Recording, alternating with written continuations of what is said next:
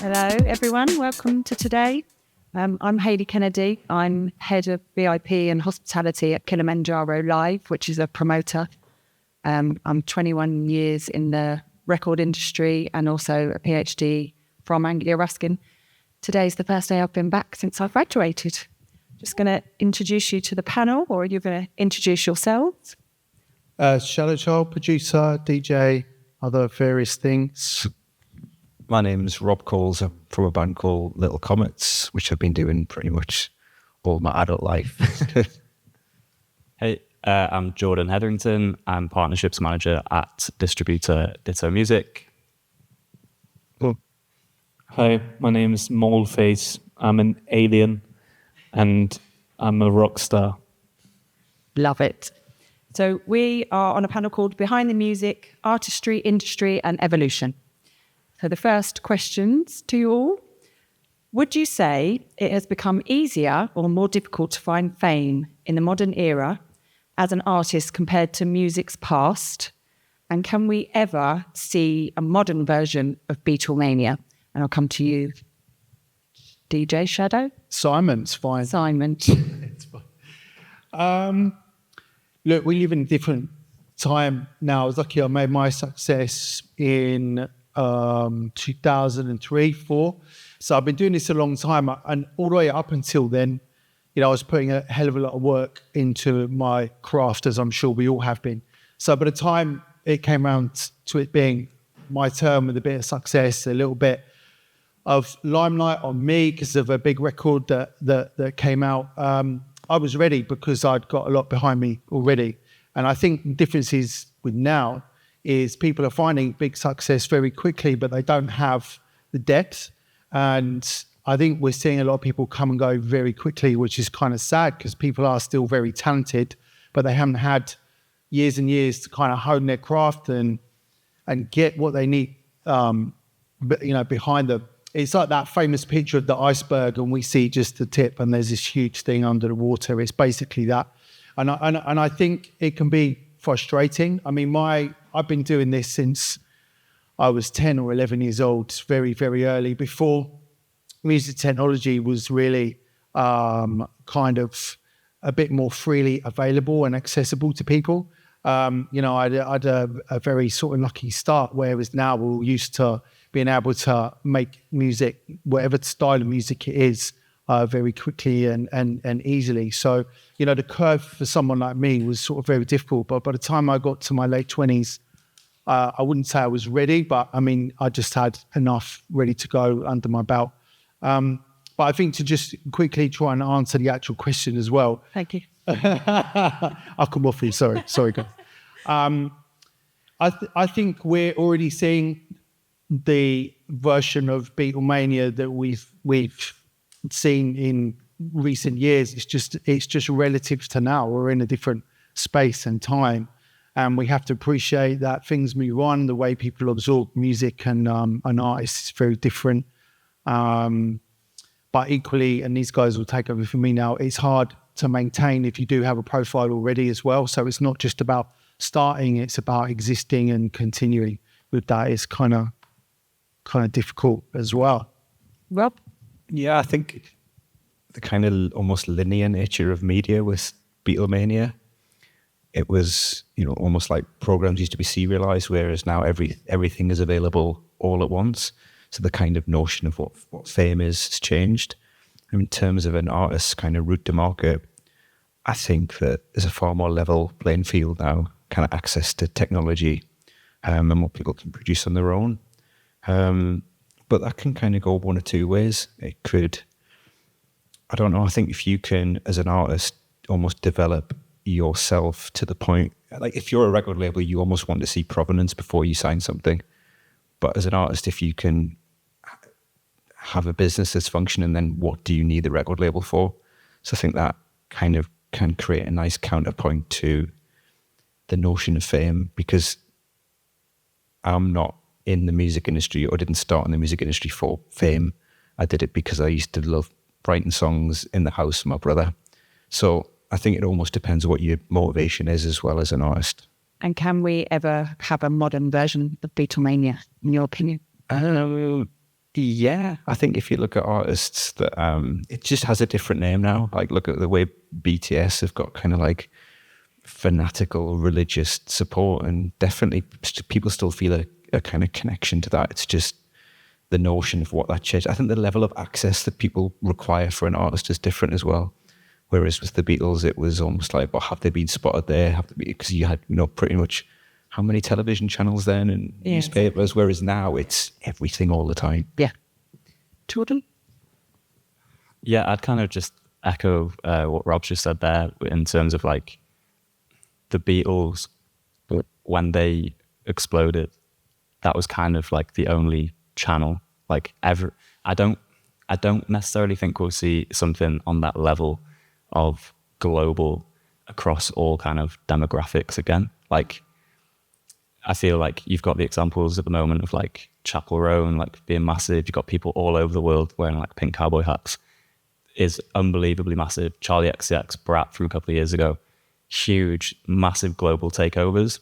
But like your nan doesn't know who they are. Whereas like back when the Beatles were blowing up, like it was kind of like, okay, cool. You've got like a radio station, a TV.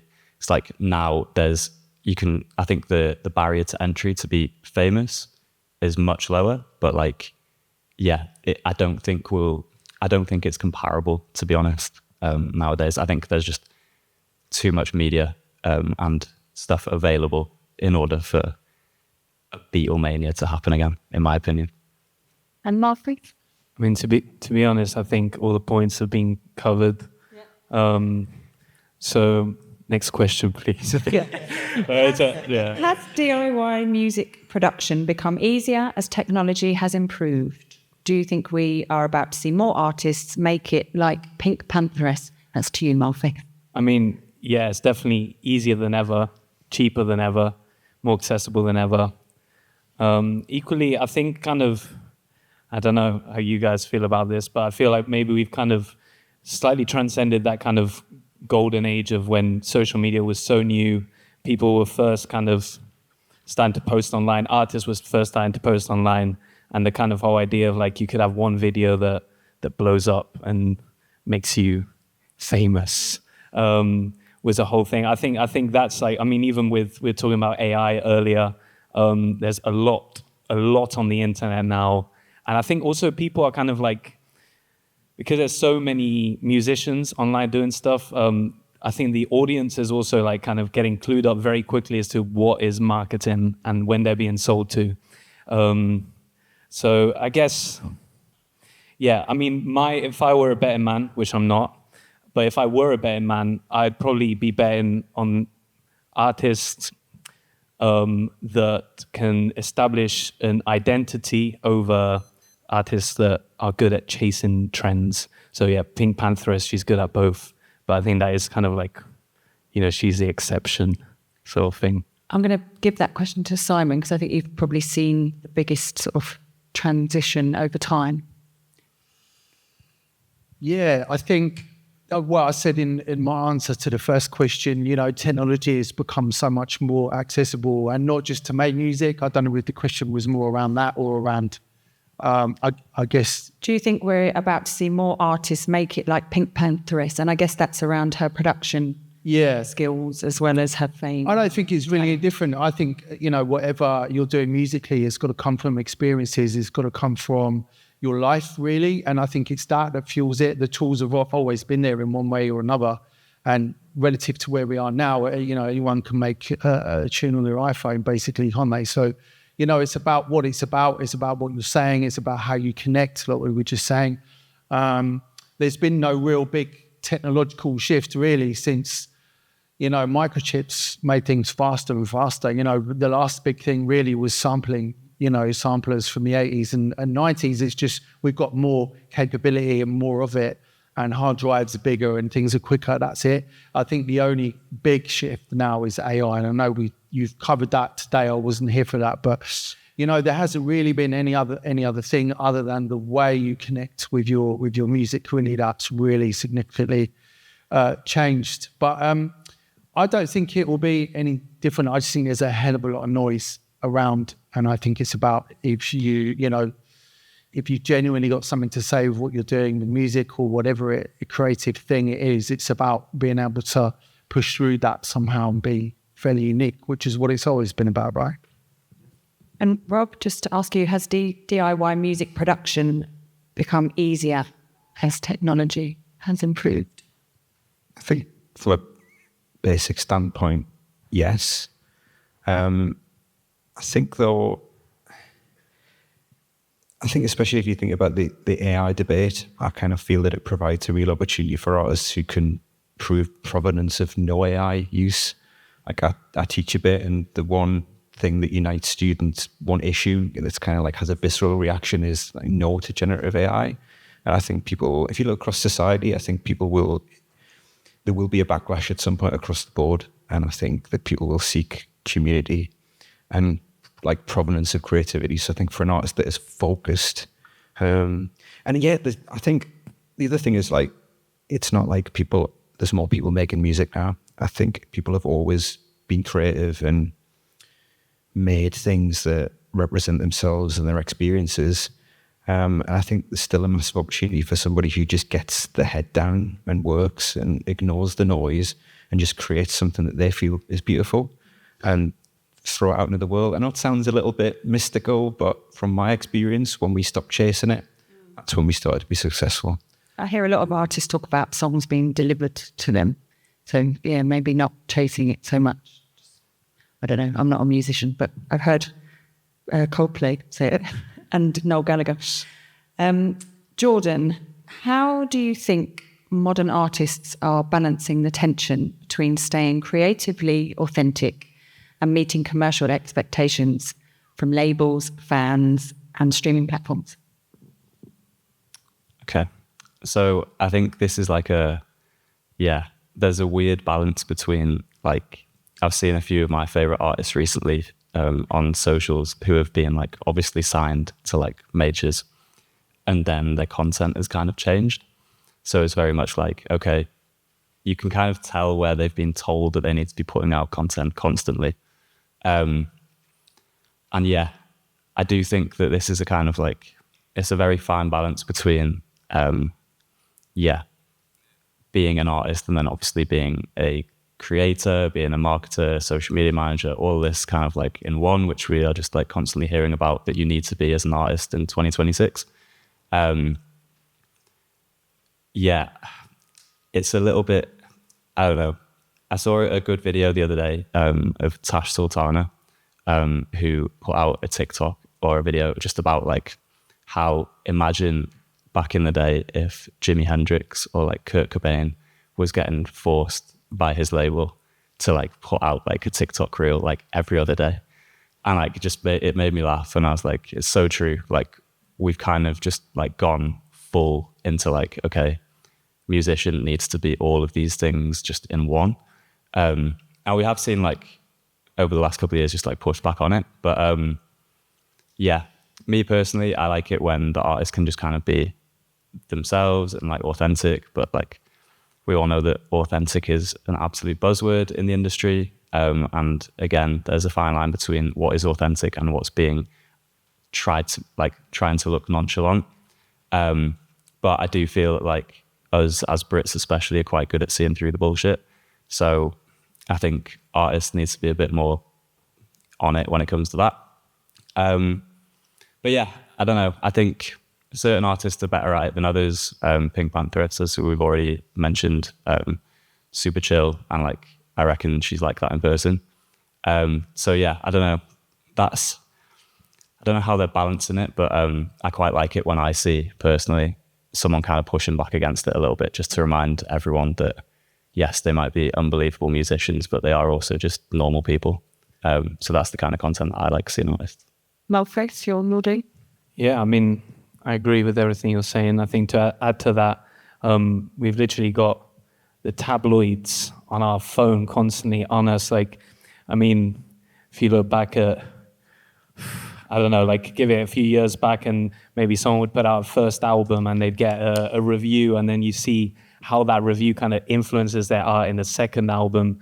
I'm not sure how healthy it is to see constantly what people think of your art, because people are going to think what they think, you know, and I mean, it is, at the end of the day, like, but like you were saying, like Coldplay and Noel Gallagher, they say the songs come to them. I think when you're writing a song, like the good songs are, you're tapping into something that's very you, and like, that's not always gonna resonate with everyone. So having the ability, especially when we're kind of like pressured or like kind of feel like, you know, you need to be doing something, like if you want to make it, you've got to be online and put in stuff out all the time. And I don't know how healthy it is. So I don't know how well I'm handling the whole pressure versus what I actually want to do, creative integrity, authenticity, that sort of thing.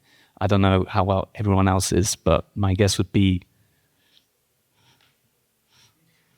that's my answer. Well, that's a segue into the next question, really. Do you think artists are getting enough support for mental health struggles, burnout, or creative fatigue? And what could be done to help support this? Yes, feel free.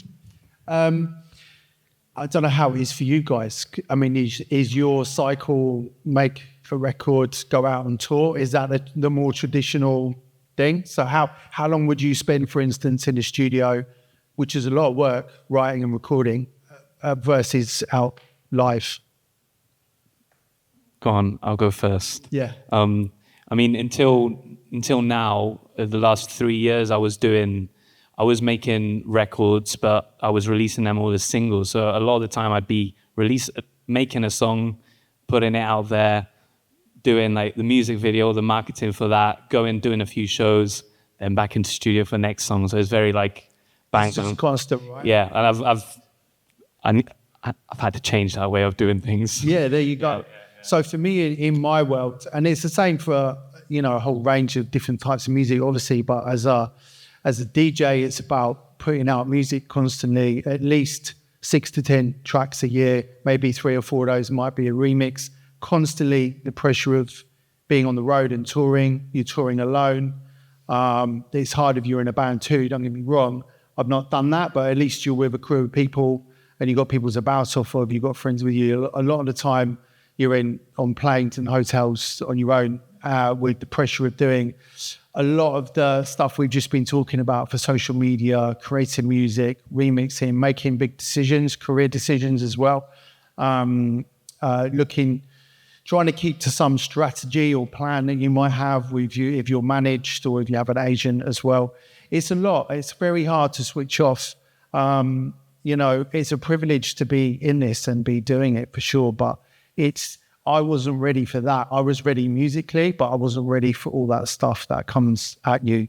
So in my head, if I could do the traditional band thing of like put out a big project, say an album or whatever, go and tour between March and say October, something like that, and then completely switch off, that probably could have worked for me. But the pressure to go back to the question that comes from an agent, the label as well, if you're signed to a big label, and the manager to go out, because you're all in business together, right? The manager is about the bottom line as well. They might be your friend and whatever, and you're in the gig together kind of thing. But actually, everyone's kind of relying on you to make the cash share as well. So there's that pressure, that weight that can be kind of felt. And in amongst this, to be creative sometimes is really difficult. Not just because you're tired, but because your brain is just like spaghetti, you know what I mean, with all this stuff and all these possibilities. And again, it's not to be sniffed at, because it's a privilege to be in music if you've got any kind of profile and you can be, you know, have your creations out in the world. But it's very difficult to maintain, and I was not ready for that, I have to admit. And that was, like I said earlier, initially 2004, I suppose. And then I've seen that change so much. I mean, I was selling a hell of a lot of vinyl back then. You know, a lot of my music was being sold, physical products, you know, earning a lot of money. Obviously, the whole streaming thing, as we know, has changed everything massively. You know, it is what I do and what I love, but actually I've got to live a life. I've got a family. I've got a home to look after, all these things as well, normal stuff behind all the music. And that pressure of that and feeling guilty if you can switch off, because I've also had the flip side of switching off and feeling like, shit, what am I doing? I'm like I'm not on something today, I'm not doing this or I'm not doing that. I've had that too. I live a different existence now because I'm older, I've got a daughter and life is a bit different. But yeah, the pendulum just swings a lot, and it's about being ready. It's your capacity, your bandwidth for being able to handle a lot of those things, no matter how good your team around you might be if you get in that position, you know. So yeah, I don't think there's any right or wrong answer, but it's incredibly difficult. Yeah. Same question to you, Rob? So I think if you put a more cynical perspective on it, musicians and songwriters are assets to businesses, to music business. And if you compare a major record label to a Premier League football club, so think about how Arsenal treat their players. They are assets. The players need to be 100% when they're stepping on the pitch. So they even think about what pillows they're using to sleep on. Everything is optimized, nutrition, mental health. Compare that to how a record label treats an artist. There is none of that. So I know artists who are signed to major record labels who nobody gives a shit what they do when they're not on tour, or when they're not in the studio. They're just left to run riot, dropped into a world of kind of fame and whatever, and there's no support mechanism. And that's wrong on a human level, but it's wrong on a business level that nobody sat down and said, look, if this artist collapses on stage, yeah, it's a human tragedy that we haven't taken care of the artist. It's also really bad for business. So why there isn't a mechanism with the industry to look after artists, I do not understand it. My well-being journey music started when we signed to a major record label, and I realized that the things that I wanted out of it were completely different to what they wanted out of it. And only when we were dropped by a label after 6 months of arguing with them, did I feel that kind of a sense of life rushed back into us. And that's when my well-being journey started. But I had to do that for myself. And I was lucky that we didn't become really famous, that I didn't become, needing to pile myself full of drugs just to get on stage every night. I was lucky that I didn't end up in that position that lots of artists are. So that's my take on it. And to you, Jordan, so I think it's quite an important question. Yeah. All the points they raised, extremely valid. I'm not quite sure how we approach it from an industry perspective in terms of like what support can be put on offer. But I would say if there's one kind of like slight positive that has come out over recent years is that at least artists are kind of like vocal about it. Like we've seen like Lola Young, like massive artists, like who are like at the peak of their careers, like on the ascendancy, just having to take a step back and like using their platform to kind of just like explain that like, yes, it is really difficult. Trying to think of it from like a more of what's available and stuff, to especially like independent artists like you guys. I know like Music Minds Matter and Help Musicians. I've been speaking to them recently. Really good group of people kind of, set up to kind of help independent artists who aren't at a stage where they're at a label or like that kind of thing, but like who also need the support. So yeah, definitely check those guys out for like kind of more tips on that. I know from like just my perspective at Ditto as well, like we have like a blog and stuff, which I know it doesn't sound an awful lot, but we do kind of regularly kind of like pump out like useful resources that we can kind of like push to artists that need some help. But yeah, I think just it's more of a kind of like global and like not just specific to music as well. I think, we all kind of need to just figure out a better support network. But yeah, I think it's really good to see these artists like at least speaking about it. And kind of bringing a bit of a light to things. Yeah, just destigmatizing those conversations. How much time have we got? Okay, so this is the last question, and then we're going to open up to the Q&A. So looking back, what do you think was the biggest turning point in the shift from traditional record labels to digital streaming? And I'm going to ask Moleface. Phones, like the way we consume media. I mean, you guys touched upon it a bit before, but like go back to when the Beatles were around, and there were like 3 TV channels, 5 radio stations. Now everyone's got a personalized, literally personalized, everything's on demand. Whether we're talking food, films, clothes, literally everything.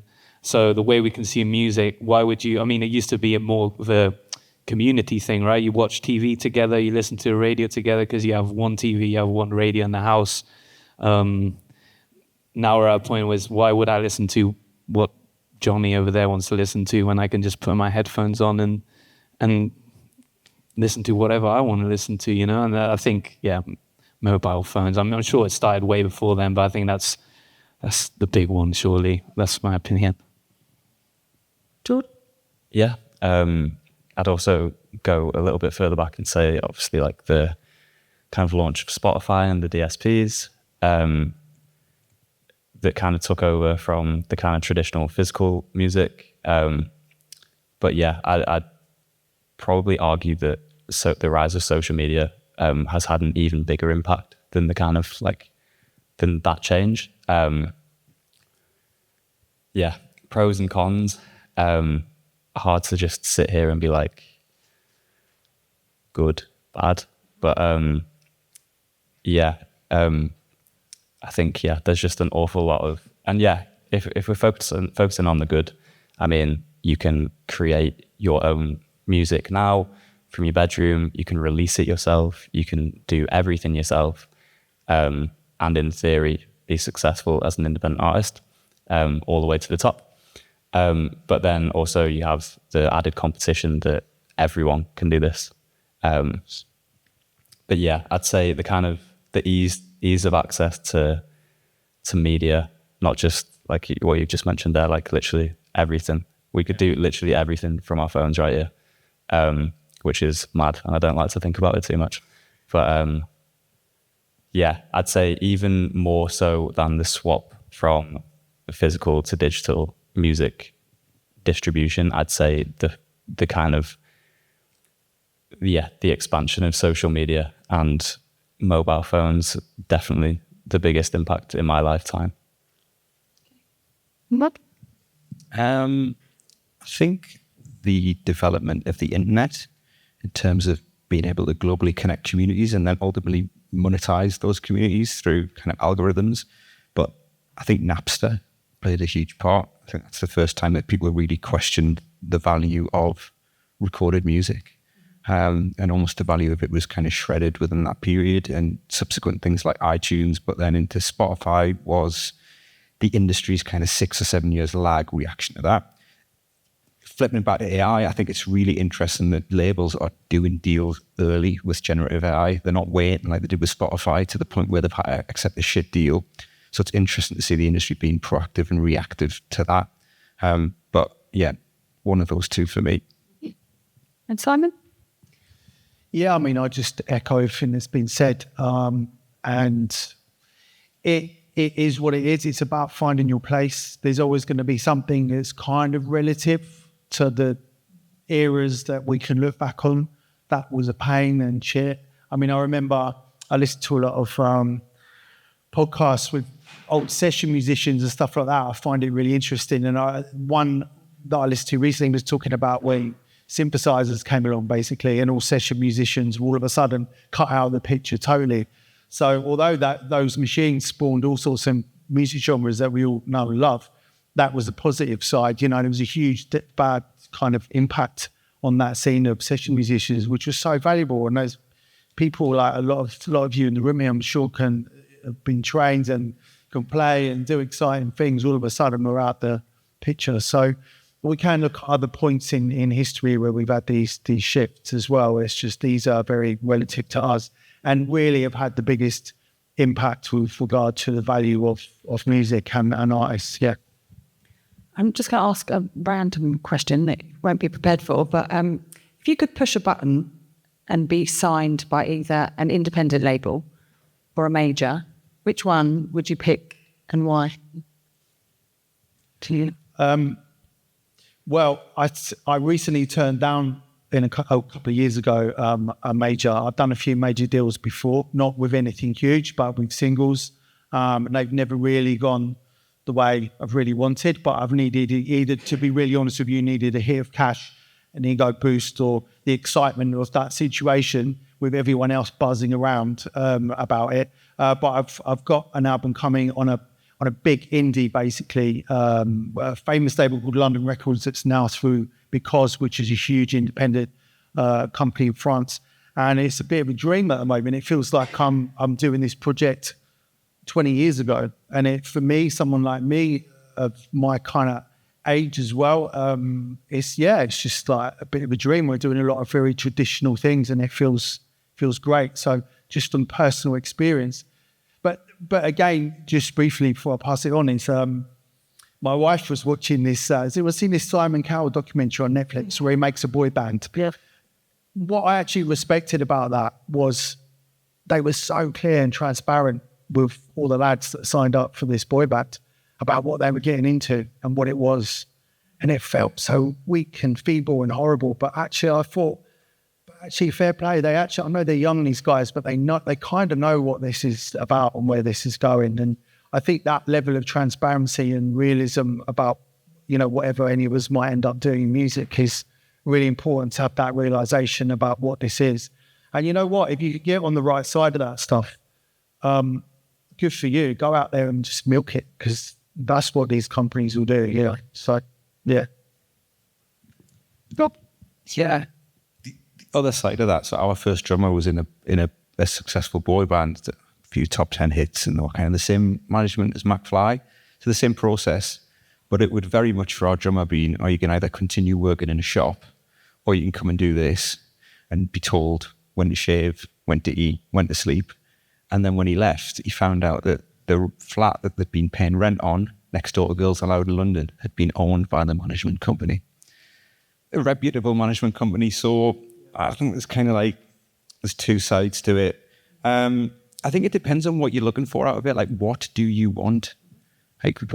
Ultimately in life, what do you want to get out of it? And that should answer the question of whether you'd rather be signed to a major or an independent.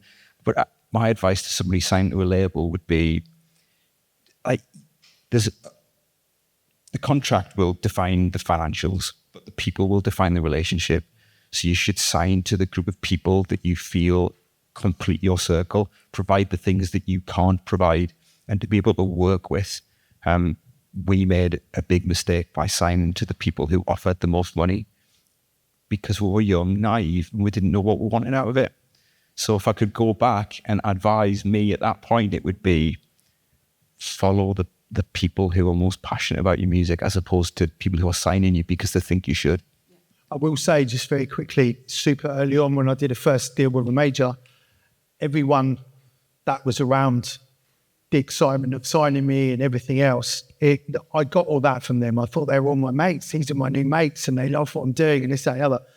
And it didn't work out to be what it was. So you've got to train yourself to understand what they need to get from it, why they appear to be how they are with you to get you signed to the label as well. So it's a real mix of stuff. It's about, what it's about, I've learned with this, it's about having a really good gauge of people, like generally, even away from music, not about judgment, anything bad or putting anything terrible on anyone, but just knowing when certain signals, when actually maybe this or maybe that, you've got to be able to really, what's the word? You just got to be able to recognise those things and have as many experiences as you can along the way, because that's what's going to learn you to have the right kind of gauge for these experiences, because they can be really great and exciting as well. It's not always shit, but yeah. I'm just going to give that question to Moleface, and then we're going to open up to the floor and do the last 10 minutes. Just because because you're an alien, I want to hear. Oh yeah, of course.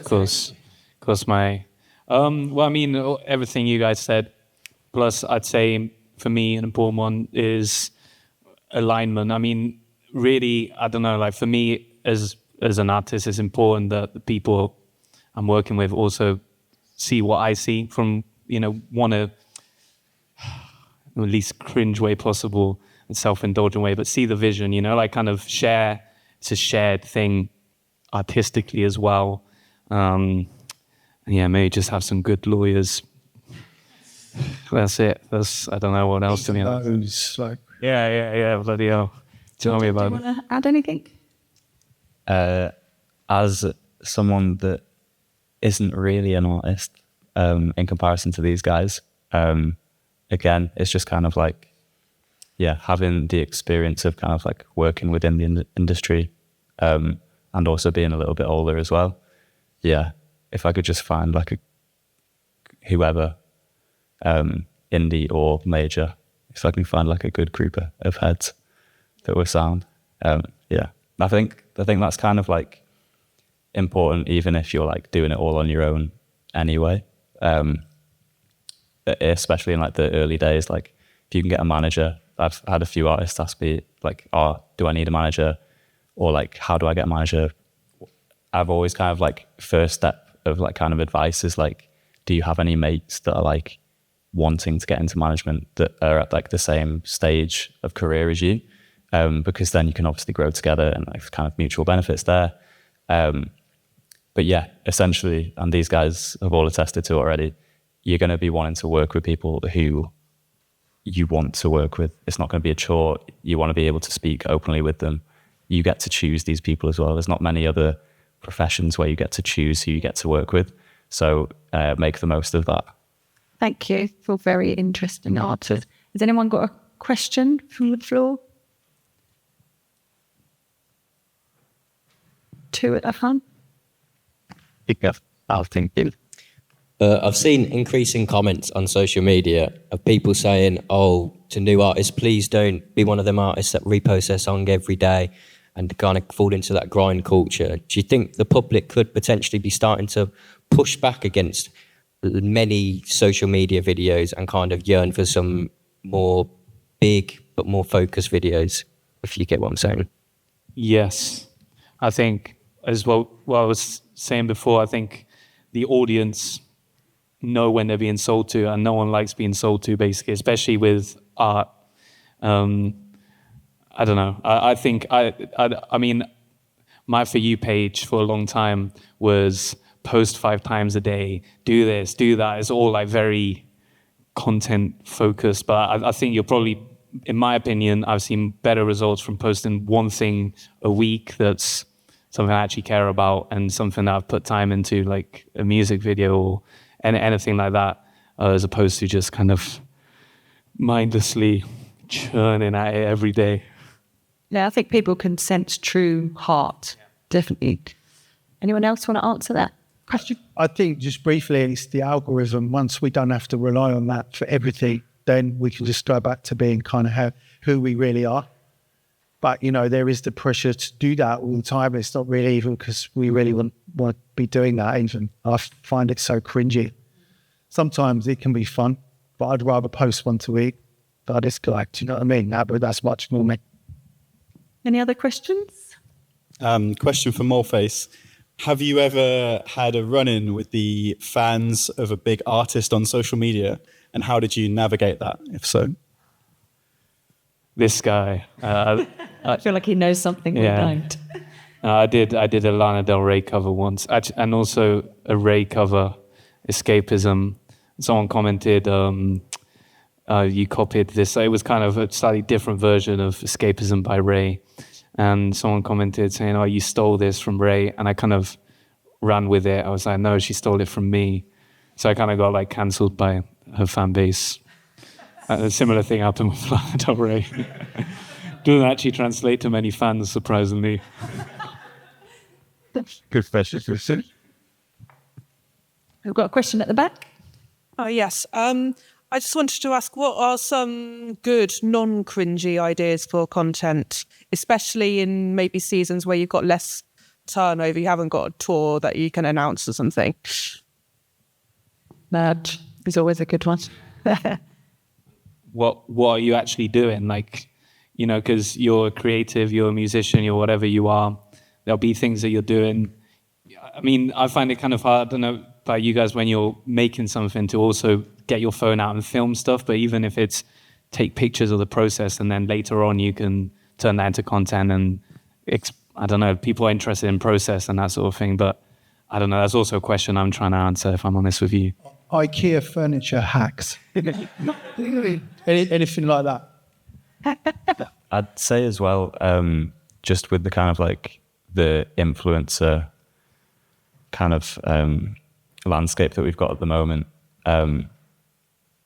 if you think of yourself as like just a musician, then you should also be thinking of like, what are you doing day to day? Like, are you going to the football? Are you into like a niche kind of thing? Are you into like, I don't know, planes or something like that? Like something that's kind of like niche, but like kind of you're into that you can like chat openly about, that's like slightly different to music, is something that's pretty cool.